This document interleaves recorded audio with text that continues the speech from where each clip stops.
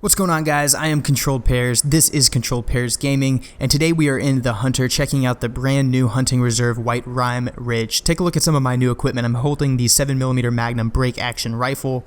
It's a high caliber long range rifle meant to hunt some very large game. I've also invested in some new camouflage. I'm wearing the full set of the Arctic hunting camouflage that's going to keep me warm as well as help me blend into this austere Arctic environment. And right next to me I also have the heated tent that is brand new to this hunting reserve as well. We've also fitted ourselves today with all the equipment appropriate for hunting all the species within Whiterime Ridge. So I've got my moose collar, I've got my predator collar, I've got my deer grunt, as well as some camping supplies and some scent eliminator and all the ammunition required to hunt in Whiterime Ridge. And like many of you, I'm sure, the first time you jumped into Whiterime Ridge, you looked around at this crazy terrain, the steep mountains, the open tundra, and you had a few priorities on your list. And very likely one of those first priorities was, I want to get to the top of the absolute tallest mountain available on this map and see what it looks like from up there. So that's exactly what I did. I took my heated tent that became available recently, and I found a trail up this giant mountain that I'll just refer to as Everest because heck, it looks like it. And I walked all the way up to the top of this mountain. I found a good spot for that tent and I dropped it in place. And we're going to start off this video by taking you up to the very top of this mountain so you can get a good feel for what Whiterime Ridge has to offer. And let me just say that I am incredibly impressed with this zone, with this hunting reserve. I'm going to spend a lot of time here. It's really cool.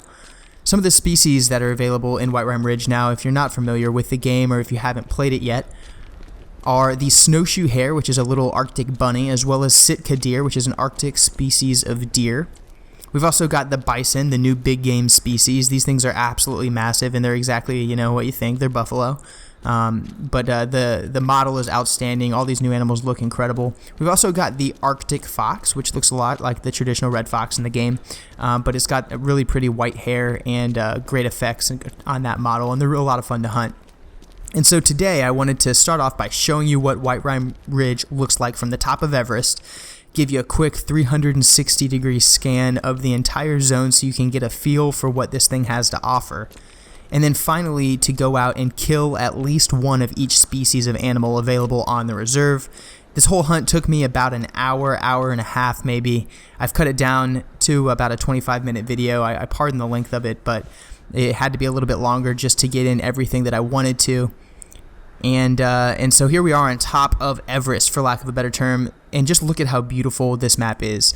The sprawling mountains, the rolling tundra, it is absolutely awesome. And one of the other unique things about Whiterime Ridge that I was really fascinated with was how much care was put into the development of the atmospheric. So not only does it look really good, but it sounds really good. It feels really good. When you're walking on the snow, you can hear the snow crunching under your feet. When the weather turns and a blizzard rolls in, it actually feels frigid. You can hear the wind whipping at your character, and it makes you just want to bundle up because it feels very cold. It reduces your visibility, and it makes it feel just adventurous and austere and really interesting to explore the map.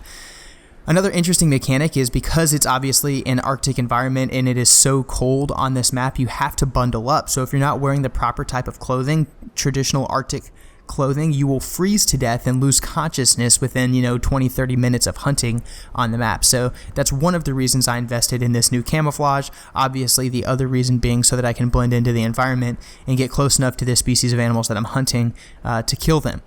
So with our grand tour of Whiterime Ridge complete from this high point, we're going to go ahead and move back down the mountain and get out in the environment where we're going to start hunting down these individual species of animals, starting with the small snowshoe hare. And you'll see here as we descend, man, we were really high, and some of these descents can be pretty precarious. And I actually lose my footing here. I slip and fall about 20-30 feet, but manage to have enough friction between my body and the mountain that I don't actually become injured, thank goodness. And you can see exactly how steep that cliff was that I was trying to work my way down. As we continue moving down the hill, we come across our very first set of tracks. It does belong to that snowshoe hare, the brand new species. And we follow those tracks for a few minutes and end up getting that the range to that hare reduced, and you can actually see him there off in the distance. Quickly I bust out my binoculars and I pinpoint that hare's location. He's just over 30 meters from me. I want to take about a 25 to 30 meter shot with my Parker Python bow. I brought the Parker Python as well as the 7mm Magnum, which makes things a little bit challenging because I can hunt the moose and the moose as well as the bison with the 7mm Magnum, but everything else I'm going to have to use the Parker Python, which means I'm going to have to get really close, but I'm so fond of the Parker that I thought it was important to bring him along with me as well so I could take some cool bow shots on some of these animals, including the Snowshoe Hare, as you'll see in just a second. Of course, as soon as I draw back on the Parker, each time the hare seems to move again, so it's a fast species. You've got to wait for the right opportunity to be able to engage him. And here he's finally going to give me a shot right on top of this little snowbank where he comes to a stop. And we'll get an opportunity to take a shot at him. Draw back on the Parker. 21-meter shot. We got a hit. Moves to about 10 meters and then falls. So our very first animal has been killed. The Snowshoe Hare can be checked off of the bucket list. We've still got some Sitka Deer as well as moose and bison and an Arctic fox to hunt in this video as well. Something I did notice, I'm using DxTory, the recording software, to record this at 60 frames per second. However, I noticed that when running DxTory on this map, for whatever reason, I don't know if it's because the draw distances are further or the new textures with these new models on trees, whenever I go to draw back on my bow, I get a frame rate drop. So you'll have to forgive me throughout the video with that. Hopefully it's not too noticeable and doesn't bother you guys too much. Regardless, I do appreciate you watching. And then you can see we've collected our first Snowshoe Hare, and we continue our movement. As I continued moving down from the peaks of Everest, we come across some droppings here. Go ahead and pick them up. They do belong to a Sitka Deer. And then it becomes quickly evident that there's more than one deer moving the same direction off to the northeast. And it could be, based on the tracks, as many as 3 or 4, which usually means it's going to be a herd of does, but anyone who's played the Hunter knows that oftentimes if you are finding a bunch of tracks from deer and they do belong to does, there's always that chance that you get a monster buck moving with that herd of does as well. So I was kind of banking here that this herd of does would have a big Sitka buck with it. And so I went ahead and I followed the tracks, using the opportunity to level up my tracking while I moved, and then just continued to follow those tracks for a couple hundred meters further to the north and to the east until I got that call from the Sitka Deer. And I bring up the binoculars, and sure enough, I've got a couple does, but I also have a pretty good-looking buck right there. And Sitka aren't the largest deer species by a long shot, so that guy might not look huge compared to like a mule deer or a whitetail, but in reality, that rack and the girth of that animal puts him maybe not in trophy range, but still a pretty good-sized animal, and certainly a deer worth harvesting. So as soon as I see that, I drop my moose collar. Clearly don't need that right now. I throw on some scent eliminator, spray myself down. Remember, I've got the 7mm Magnum as well as the Parker with me. I can't use the 7mm Magnum on deer species other than the elk because it's too large caliber. So I need to get him close enough to use the Parker Python, which means I need to eliminate my scent so that I don't run the risk of spooking him. So as soon as I identify that buck, I start looking for a location that I'll be able to shoot him from. I go ahead and I take out my deer grunt here momentarily. I give him a call, but then I relocate and try to find a good shooting position while I watch those does as well as that big buck come in. Now the next challenge we're going to face is the fact that we have one buck moving with 3 or 4 does, but we're going to have to be within 30 meters. As you can see, my camouflage is looking pretty good. But that being said, if those does come in first ahead of that big buck, we could run the risk of spooking the does and then as a result spooking all of the other deer as well, spooking the buck, and then we don't have a shot. So we're going to have to kind of worm our way through that herd and get close enough to the buck, or hopefully he just does us a favor and comes in first in order to get a clean shot on him. Now you can see the weather started to change.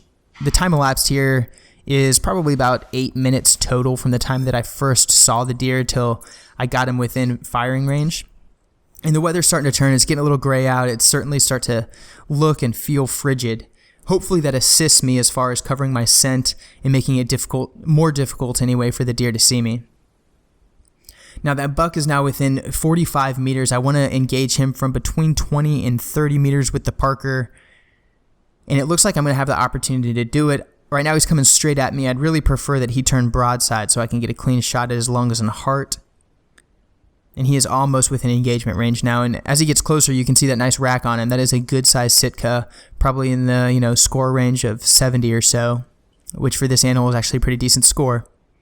Not leaderboard records, but definitely a nice size animal. And we've got a bunch of does coming in behind him.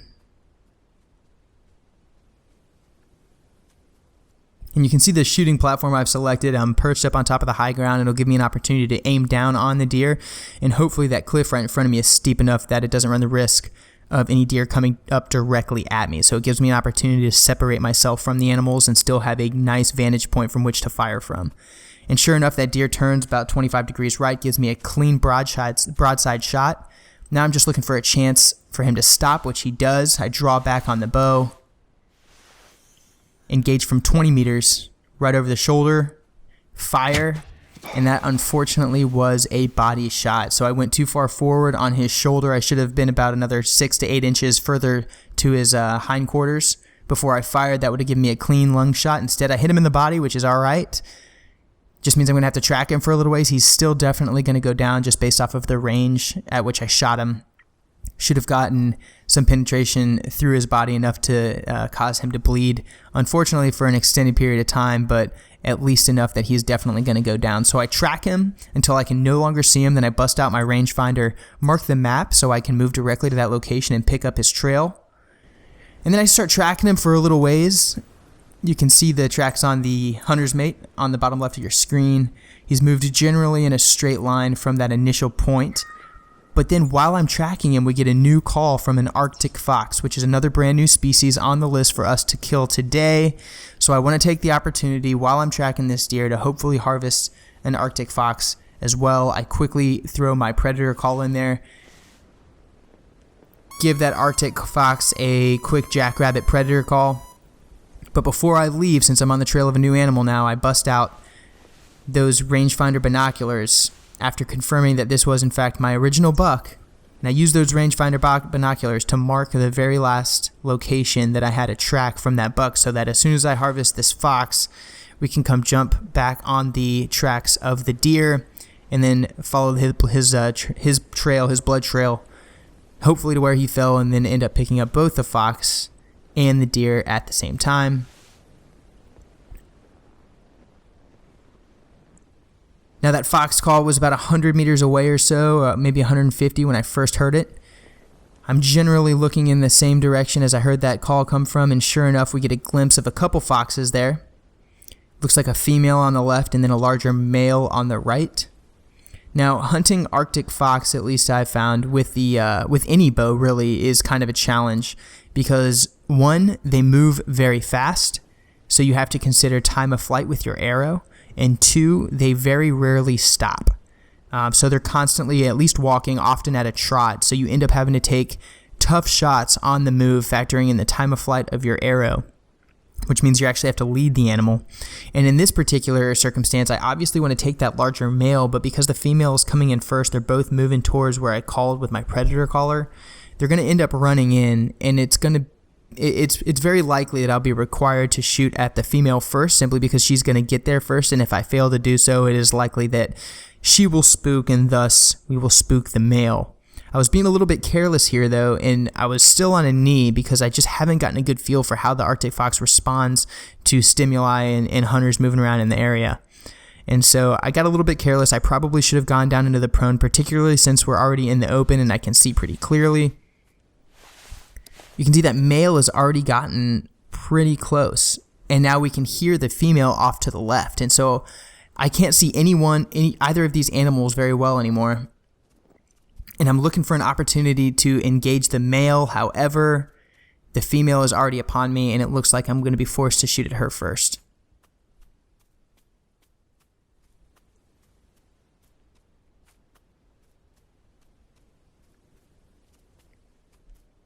You can hear her stepping, and she's just getting closer and closer and moving towards where I initially called. So maybe I will get a shot at the male. Not completely positive at this point. And the male is actually moving straight for me, but I wasn't paying attention. I already had my bow out because I knew that I might have a limited shot opportunity on the female. And I should have been in the prone, maybe with a collar out or something, so that I could move more carefully, especially because the male is still in the open. And sure enough, I look over to the right and I see that male got spooked because I was moving on a knee when I should have been in the prone. But I haven't heard the female spook. In fact, I still hear some tracks or some footsteps in the area. So I jump back on over to the jackrabbit caller. She calls out. She's very close to me now. That male is long gone, so I've completely redirected my attention to the female. Give her a quick call on the jackrabbit predator caller. And then switch back on over to the python and start looking for an opportunity to shoot at this female. She's now going to be coming directly at the sound of this call, which means I need to relocate a tad. I start inching my way back up towards the hill, getting a little smarter this time. I understand exactly how sensitive these animals are to spooking, and so I go ahead and get down in the prone, and I start low crawling up this hill, looking for an opportunity to fire on the Arctic fox. Now, it sounds like she's either wandered out of range or maybe she's stopped temporarily because I can't hear her footsteps anymore. But I do want to get to the top of the hill so that my field of view and my engagement area will be a little bit larger. Maybe I'll get some early warning and be able to fire on her before she gets too close. And once again, I can hear her footsteps now, meaning she's probably within 40 meters, perhaps less. And she's going to be moving towards the sound of that caller, so she's going to be moving from right to left down the hill, hopefully not coming directly across me.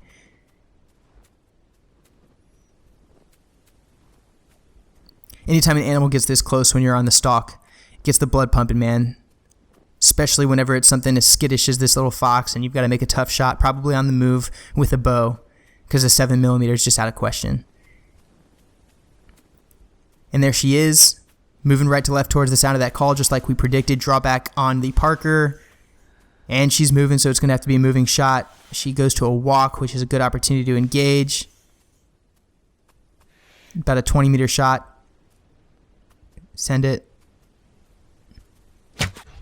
Got a good hit. She spooks. It looks like we probably hit her a little bit too far forward, likely a body shot. Fortunately, it's a big open area that she's running into, so we should be able to follow her until she goes back into a walk and a roaming pattern, and then just hopefully observe her until she falls. Man, she's moving, though.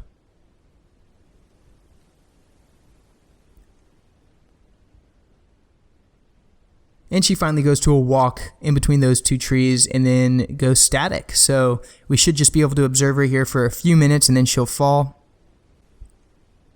And sure enough, after about 60 seconds of observing her, she does indeed go down. And now we've got a couple animals to collect. First, that big trophy that trophy Sitka came in scoring at 75.8, CSS of 113. That is a great deer, great Sitka. My highest scoring so far, so definitely glad to have had the opportunity to harvest this guy. We get an awesome trophy photo out of it, and we know we have that fox down at the frozen lake, so we run down there and collect her as well. She's not too big, but clean kill on the fox. Very nice trophy shot. And now 3 of the 5 species on Whiterime Ridge have been harvested. Next up, we've got bison and we've got a moose that we've got to track down. So these are actually located on different parts of the map.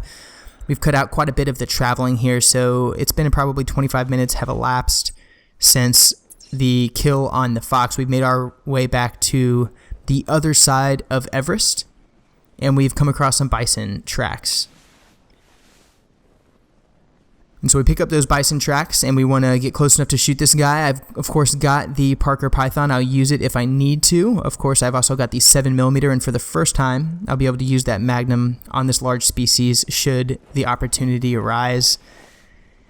And bison, frankly, are really stupid, and they don't run very effectively, and so you can hunt them kind of sloppily. And sure enough, this guy, for whatever reason, has decided to take a nap mid-blizzard. At first I thought he was down, but then I noticed you can see him exhaling in the you can see his breath coming out of his head, so he's definitely alive.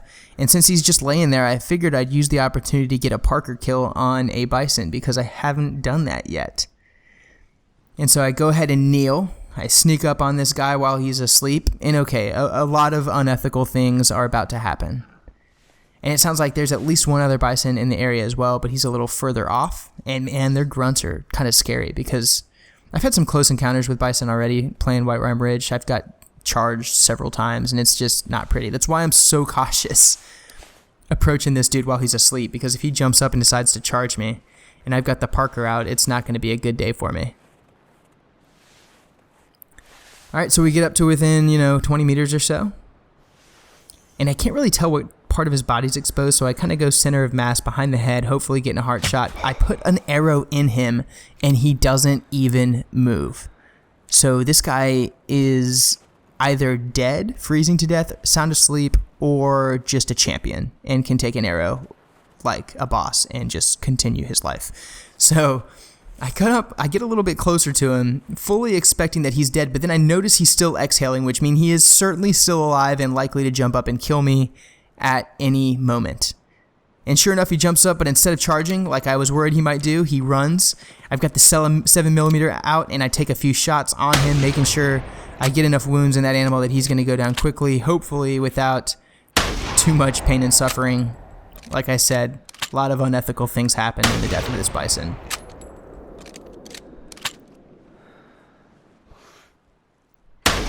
So with one Parker Python arrow in him and 3, maybe 4 shots from the 7mm Magnum, that animal should certainly be going down. Switch into run mode, and I chase him on over to where I last saw him, hoping that just over that hill he will have gone down.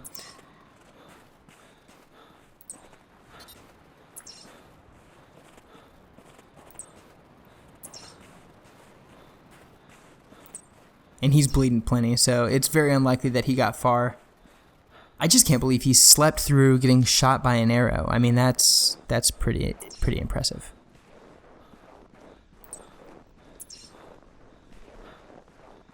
And there he is. So he did go down. He only made it about 100 meters. And now we have harvested ourselves 4 of the 5 species on Whiterime Ridge. The only guy we've got left is the moose, and so we've got to go find some moose. They're also located in the same general area as the bison and pretty high population. I haven't seen a lot of very big moose in Whiterime Ridge so far, but that being said, I'm still thinking that Whiterime's probably going to be one of the best places to hunt moose, simply because it's so open. You get the opportunity to observe such a large area, and you can shoot from so far away that your chances of killing a big moose are just, they've got to be huge. So we get a moose call. Go ahead, and I see a female over there already. I'll take a female if I need to, just to satisfy the requirement of killing one of each species, but I'd rather find a nice big male. And sure enough, we just got that opportunity. That is a great looking moose, one of the largest I've seen on Whiterime Ridge. In fact, I think it is the largest. Not a trophy moose, but definitely a good sized dude, and one that I want to harvest. He's at 197 meters right now, well within the range of the 7mm Magnum break action. That being said, I do get another call out just to see if I can get him to face towards me, maybe give me a cleaner broadside or a chest shot. If I need to, I can certainly engage from this like 45-degree angle to his hindquarters, and sure enough, I'm not patient. I do take the opportunity to engage, aim right behind the shoulder, and send it. Got a clean hit. He is definitely not going far, but I do continue to observe him to run. I see him go out of draw range right at the tip of that treetop. So I jump into my rangefinder binoculars and I put a point down on the map where I know I can go and quickly pick up his trail. And we start moving out that direction and quickly find him, and he is absolutely magnificent. What a great looking animal, up close and personal. His rack looks outstanding. He is the biggest moose that I have seen on Whiterime so far. I'm definitely glad to have the opportunity to harvest this guy, and it has been a very successful hunt. So we go ahead and harvest this guy. His scores are 170, not huge by moose standards, but a decent sized guy, certainly worth harvesting for sure. We get our trophy shot positioned, and check this out. This is how dumb moose are. So their dead buddy is right here, and I hear these footsteps and look over, and sure enough, a female and a male are walking up on me. I want to get the trophy shot, but I'm now worried about getting charged by his angry cousin. So I quickly grab this trophy shot, accept it, bring up the 7mm, point blank on this other moose, engage. He's got a kill shot in him for sure. Take a look at the female. Probably just gave her an ear piercing. I actually did end up going and harvesting her later. And then I let that other second shot go. But she was wounded. I did track her down later, got all the miss I could handle. Man, guys, thanks so much for checking out the video. I'm loving Whiterime Ridge. Highly encourage that you guys check out the game as well if you haven't played the Hunter before. I've got lots of other videos on my channel talking about it and why I love it so much. If you look to the left side of your screen right now, you'll see a video explaining what my channel is all about and why I do what I do. On the right side of your screen, you'll find a compilation video of my first week with the Parker Python, a weapon that I am absolutely in love with. And if you're interested in either one of those, please check them out. And I hope that you enjoyed this video. Thanks so much for watching, and until next time, this is Controlled Pairs, signing off.